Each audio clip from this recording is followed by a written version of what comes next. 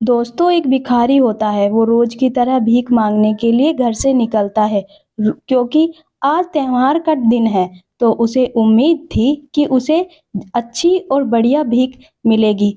रोजाना की तरह वह अपने झोले में दो मुट्ठी चावल डाल लेता है ताकि दूसरे घर वालों को ये लगे कि उसने दूसरे किसी घर से भिक्षा मिल चुकी है। तभी उसे सामने से राजा का रथ आते हुए दिखाई देता है। तो भिखारी बड़ा खुश हो जाता है और खड़ा होकर सोचने लगता है कि आज तो राजा से भीख मांगने का मौका मिलेगा। राजा के पास से अच्छी सी भीख मांगने के लिए वह रथ के सामने आ जाता है।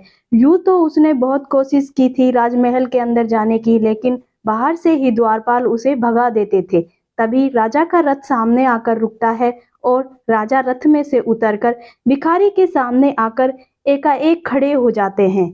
और तभी राजा कहते हैं कि आज मैं तुमसे भीख मांगता हूँ क्योंकि आज देश पर बहुत बड़ा संकट आया है। इसलिए ज्योतिष ने कहा है कि संकट से उभरने के लिए मैं अपना सब कुछ त्याग कर एक भिक्षुक की भांति भीख ग्रहण करूँ, इसीलिए इसका उपाय संभव है। और तुम आज मुझे पहले आदमी मिले हो, इसीलिए मैं तुमसे भीख मांग रहा हूँ। यदि तुमने मना कर दिया तो देश का संकट टलेगा नहीं, इसलिए मुझे कुछ भी हो। भिखारी राजा की बातें सुनकर बड़े संकट में आ गया क्योंकि उसने हमेशा भीख ली थी, कभी दी नहीं। उसने बड़ी मुश्किल से झोले में हाथ डाला और एक दाना चावल का राजा को दे दिया। राजा चावल का दाना लेके खुशी खुशी प्रजा की ओर चल पड़ा।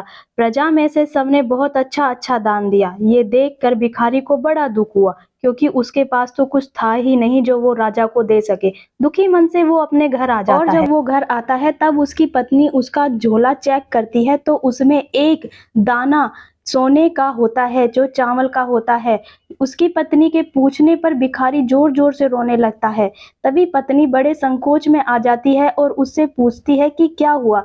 तब भिखारी उसे सारी बात बताता है और रोते रोते भिखारी कहता है, तुम्हें पता है कि जो हम दान देते हैं वो ही हमारे लिए स्वर्ण बन जाता है और जो हम इकट्ठा कर लेते हैं वो सदा के लिए मिट्टी हो जाता है। मैंने सिर्फ एक ही चावल का दाना दिया था और सिर्फ एक ही दाना मुझे सोने के रूप में मिला है, इसीलिए मैं रो रहा हूँ। उसी दिन से भिखारी ने भीख मांगना छोड़ दिया और मेहनत कर कर खाना सीखा और जो कुछ बचता वो दान देने लगा। इसी तरह वो धीरे धीरे अपनी जिंदगी बदल चुका था और जो लोग उससे दूर भागते थे आज वो ही धीरे धीरे उसके करीब आ रहे थे। तो फ्रेंड्स, हमें मेहनत कर कर खाना चाहिए और दान जरूर देना चाहिए। अगर वीडियो अच्छी लगी हो तो प्लीज लाइक शेयर सब्सक्राइब करना ना भूले। धन्यवाद।